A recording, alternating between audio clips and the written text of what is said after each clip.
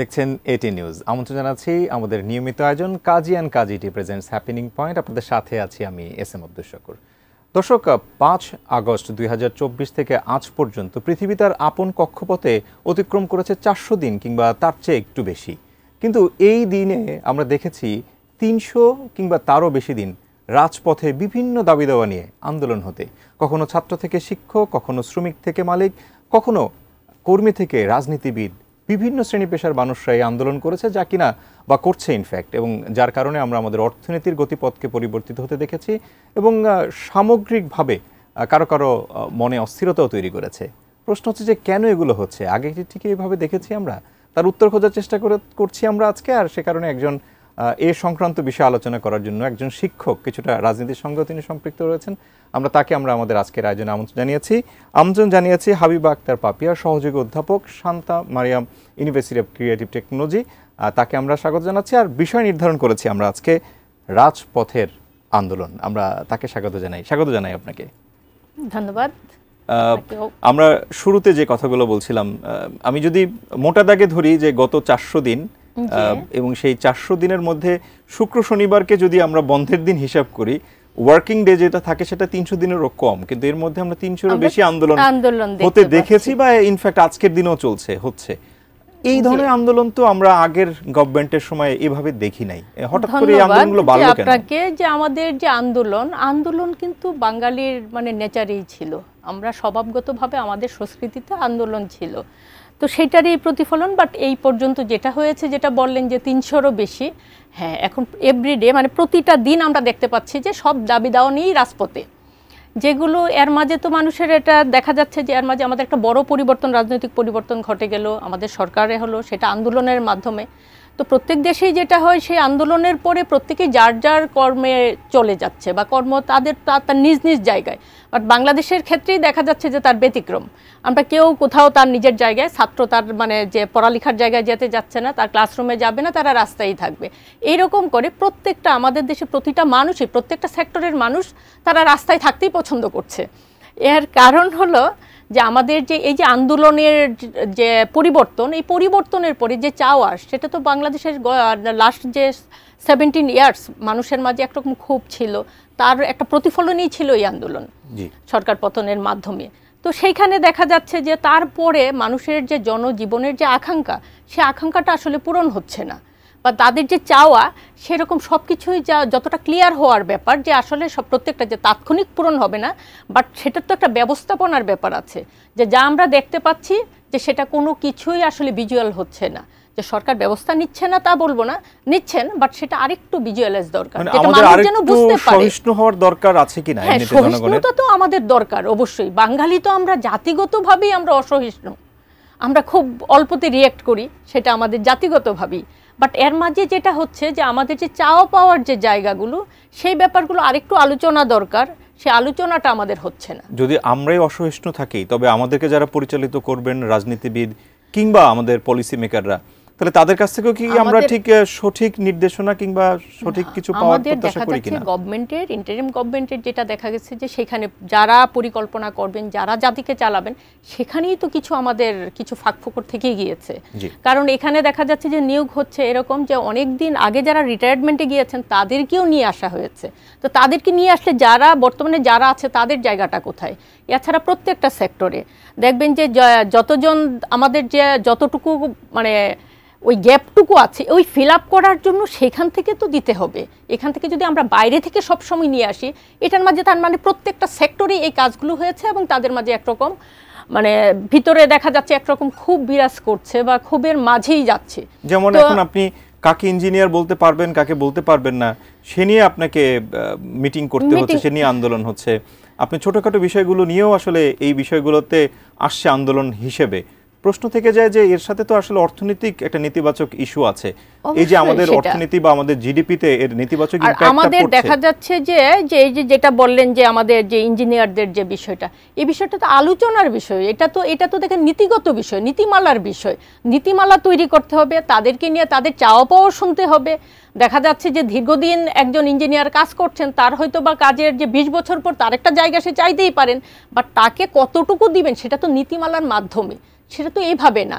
আর এটা আমি বলতে পারি না আমি আপনাকে দিব না, আপনি বলতে পারেন না আমি দিব না। এটার জন্য দরকার একটা প্রপার নীতিমালা। সেই নীতির ভিত্তিতে দেখা যাচ্ছে যে আলোচনা হবে, সেই আলোচনায় দেখা যাচ্ছে যে যার যতটুকু ন্যায্য দাবি, ন্যায্য পাওনা, তাকে তো কিছু না কিছু দিতে হবে। কিন্তু কেউ কেউ প্রশ্ন করছেন যে আন্দোলন যখন হচ্ছে সেই আন্দোলনের দমন করাটা কিংবা আন্দোলন ম্যানেজ করাটা এ নিয়েও কিন্তু বিভিন্ন রকমের কথা আছে। কেউ কেউ বলছেন যে এখন যদি পুলিশ বা আইন শৃঙ্খলা রক্ষাকারী বাহিনী একটু হার্ড হয় তবে এটাকে কেউ কেউ দমন হিসেবে দেখবেন, আবার তারা সফট থাকলে অবশ্যই সেটা তো করা যাচ্ছে না। পুলিশ বা আইন শৃঙ্খলার বাহিনীর কাজ না জনগণকে দমন পীড়ন করা, ওনাদের কাজ জননিরাপত্তা দেওয়া। ওনারা আন্দোলন হচ্ছে, আন্দোলন তো কিছু না কিছু ওনাদের ভাষ্য থাকে, ওনাদের ভয়েস থাকে, ওনাদের কথা থাকে, ওনাদের কথা তো বলতে দিতে হবে।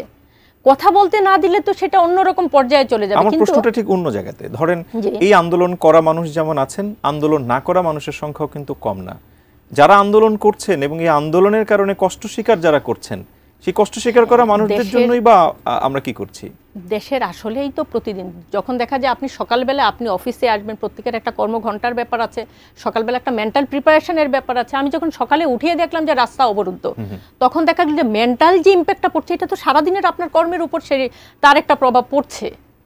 তো এতে তো দেখা যাচ্ছে আসলে আমরা কেউ ভালো থাকতে পারছি না। আইন শৃঙ্খলা বাহিনীর যে কাজগুলো, দায়িত্বটা, ওনারাও সেটা প্রপারলি যেভাবে পালন করা সেটা করতে পারছে না। আইন শৃঙ্খলা বাহিনীর প্রশ্ন থাকে যে প্রপারলি দায়িত্ব পালন করাটা কি একটু ফোর্স করা না? অবশ্যই দমন করা না। কিভাবে করবে? মানে সেটা হলো আইন শৃঙ্খলা বাহিনীর কাজ হলো জননিরাপত্তা দেওয়া, বাট তার আগে গভর্নমেন্টের যে কাজ সেটা হলো তাদেরকে যে নিশ্চয়ই একদিনে রাস্তায় চলে আসে নাই, তার আগে মানে ছোট ছোট ক্ষোভ, ছোট ছোট ওনাদের ভয়েস, সেটা তো ওনারা বলছেন। তো তখনই উচিত তাৎক্ষণিকভাবে যে সেটার একটা ব্যবস্থা নেওয়া, যে তাদের সাথে আলোচনায় বসা, আলোচনার মাধ্যমে আসা। ওনাদের রাজপথে আসার পর যখন আমরা সজাগ হব যে না রাজপথে চলে এসেছে আবার আলোচনায় বসতে হবে, বিষয়টা তো এরকম না।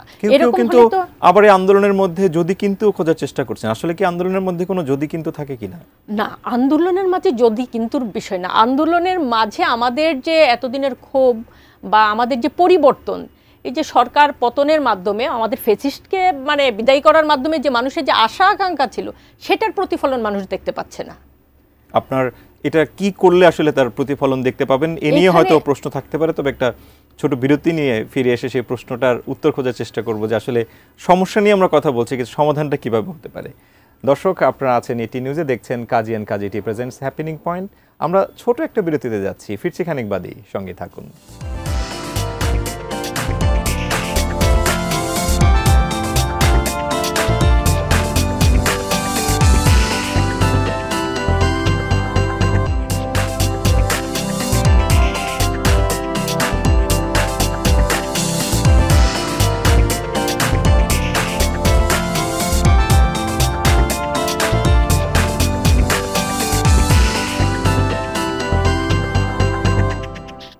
বিরতির পর আরো একবার স্বাগত জানাচ্ছি Kazi and Kazi T presents happening পয়েন্টে। আমরা রাজপথের আন্দোলন নিয়ে কথা বলছি, আবারও সেই আলোচনায় যুক্ত হতে চাই।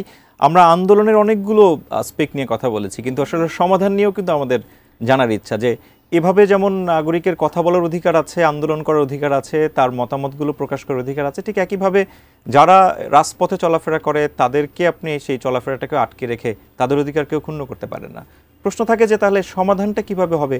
এই আন্দোলনগুলো কমানোর কি কোনো প্রক্রিয়া বা কোনো আছে আপনার কাছে? আসলে যে আমাদের যে আন্দোলন চলছে অবশ্যই তার সমাধান আছে, যেহেতু একটা সমস্যা মানেই তো সমাধান আছে, আমাদের সমাধানের দিকে যেতে হবে। এখানে যেটা হয়েছে, আমাদের যতক্ষণ নির্বাচিত সরকার না আসছে, যতক্ষণ পর্যন্ত আমাদের সুষ্ঠু দেখা যাচ্ছে যে একটা জনগণের ভোটের মাধ্যমে, জনগণের সম্পৃক্ততার মাধ্যমে সরকার গঠন না হচ্ছে, ততক্ষণ পর্যন্ত তো আপনি তো জনগণের তাদের ভাষাগুলো, তাদের কথাগুলো বলার জন্য তো এরকম রাস্তা না। আসলে সবাই যখন রাস্তা দখল করে রাখছে, জনদুর্ভোগ তৈরি হচ্ছে, তখন তাদের দেখা গেলো আলোচনাগুলো সংসদে হতে পারে। সেখান থেকে হবে যে কিভাবে সেই বিষয়গুলোকে কতটা ট্যাকেল করা যাবে, কোথায় কতটুকু করতে হবে, সেটা তো সরকারের মাধ্যমে।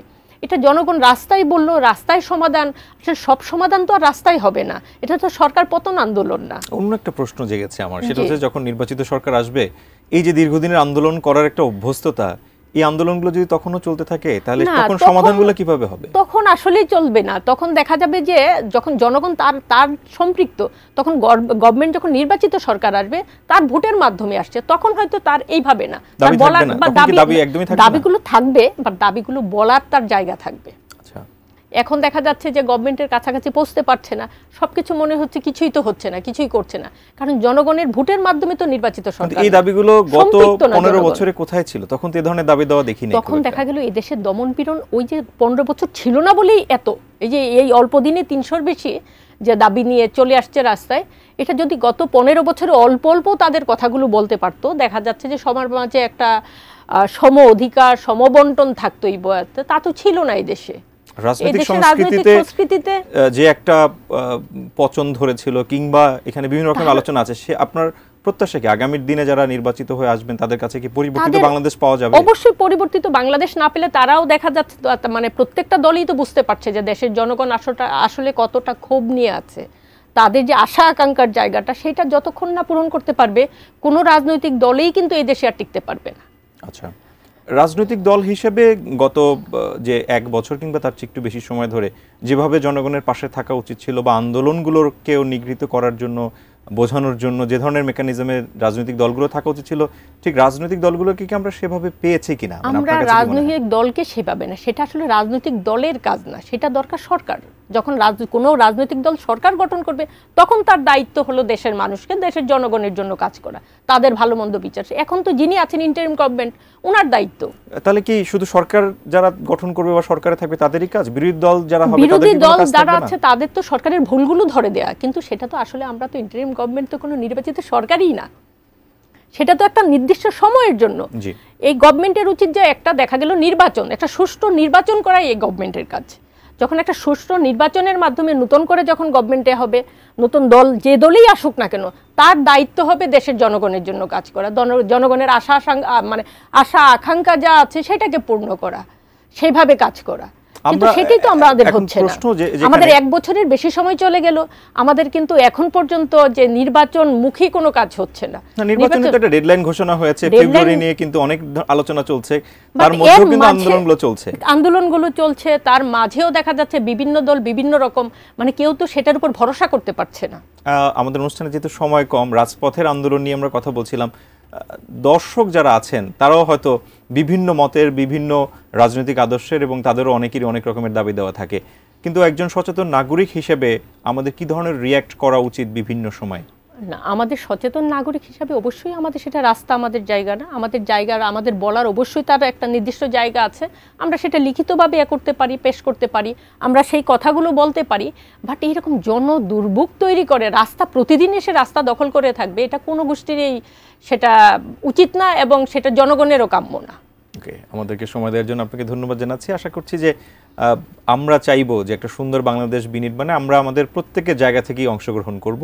সেক্ষেত্রে আমরা রাজনীতিবিদ হই, আমরা পলিসি মেকার হই, আমরা শিক্ষক হই, যে কোনো কারণে আমাদের দেখা যাচ্ছে যে দেশটা তো আমাদের বড়, দলের চাইতে দেশ বড়।